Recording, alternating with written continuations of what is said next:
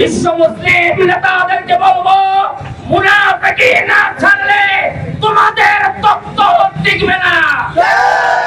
নেতানিয়াহুকে বলে দিতে চাই, আমেরিকার ইঙ্গিতে তুমি গাজার রাফায় হামলা করেছো, তোমার দেওয়া বসে বিশ্বের বুকে থাকবে না, থাকবে না, থাকবে না।